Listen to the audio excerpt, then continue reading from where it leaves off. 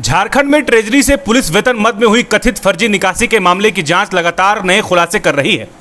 जांच agency CID ने अब तक 2000 से अधिक ऐसे बैंक खातों की पहचान की है जिनमें संदिग्ध तरीके से राशि भेजी गई थी। इन खातों को जांच के दायरे में लाते हुए संबंधित राशि को सुरक्षित करने की प्रक्रिया शुरू कर दी गई है। एजेंसी का उद्देश्य सरकारी धन की अधिकतम वसूली सुनिश्चित करना है। सूत्रों के अनुसार जिन खातों की पहचान की गई है उनमें से कई में सीधे वेतन मद से धनराशि पहुंचाई गई थी, जबकि कुछ अन्य खातों का उपयोग रकम को अलग अलग हिस्सों में ट्रांसफर करने के लिए किया गया।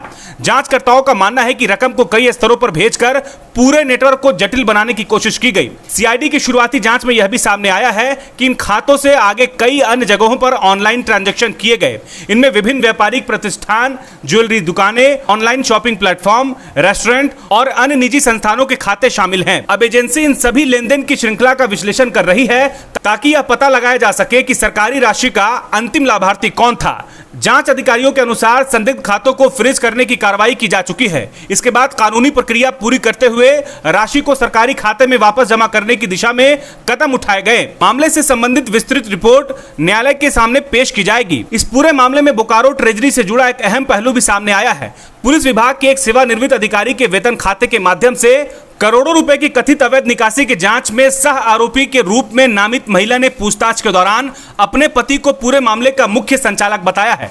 उनका कहना है कि उनके बैंक खाते का इस्तेमाल उनकी जानकारी और अनुमति के बिना किया गया। महिला ने जांच एजेंसी को दिए बयान में दावा किया है वह ना तो संबंधित कार्यालय के कामकाज से जुड़ी थी और न ही उस अधिकारी को व्यक्तिगत रूप से जानती थी जिसके नाम पर कथित फर्जी भुगतान किए गए। उन्होंने यह भी कहा कि बैंक खाते का संचालन उनके पति करते थे और उन्हें इस पूरे लेनदेन की जानकारी नहीं थी। दूसरी ओर जांच में मुख्य आरोपी के रूप में सामने आए व्यक्ति से पूछताछ के दौरान कई महत्वपूर्ण जानकारियां मिलने की बात कही जा रही है। जांच एजेंसी यह भी पड़ताल कर रही है कि सरकारी रिकॉर्ड में किस प्रकार बदलाव किए गए और किन स्तरों पर लापरवाही या मिलीभगत हुई। डिजिटल रिकॉर्ड, बैंकिंग दस्तावेज और अन्य साक्ष्यों का मिलान कर पूरी प्रक्रिया को समझने का प्रयास किया जा रहा है। सीआईडी अब इस मामले को केवल अवैध निकासी तक सीमित नहीं मान रही, बल्कि यह भी जांच कर रही है कि क्या इसके पीछे एक संगठित नेटवर्क सक्रिय था। जिन बैंक खातों में राशि भेजी गई उन सभी खाता धारकों की भूमिका की जांच की जा रही है। यदि किसी खाते का उपयोग केवल धन के ट्रांसफर के लिए किया गया तो यह संबंधित व्यक्तियों से पूछताछ की जाएगी।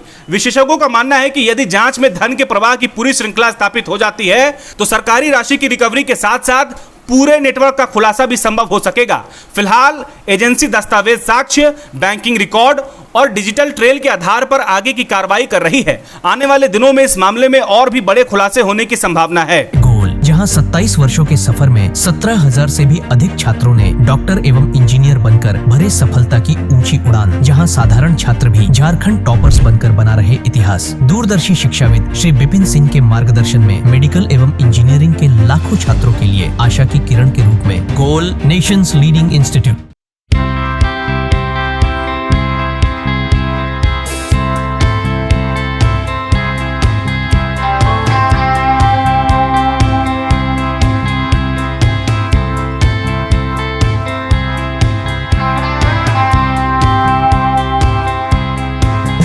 बायोम इंस्टीट्यूट नीट की तैयारी के लिए एक भरोसेमंद नाम। यहाँ अनुभवी फैकल्टी, स्मार्ट क्लासरूम और बेहतरीन टीचिंग मेथड से स्टूडेंट्स को मिलती है मजबूत तैयारी। यहाँ हर स्टूडेंट को मिलता है पर्सनल गाइडेंस और डाउट क्लियरिंग का पूरा सपोर्ट। नीट 2027 और 28 के लिए फेज 1 बैच 9 अप्रैल से शुरू हो रहा है। आज ही बायोम इंस्टीट्यूट से जुड़े और अपने डॉक्टर बनने के सपने को दे सही दिशा। बायोम इंस्टीट्यूट सिर्फ मेडिकल प्रिपरेशन का संस्थान। thefollowup.in. Like, share and subscribe. www.thefollowup.in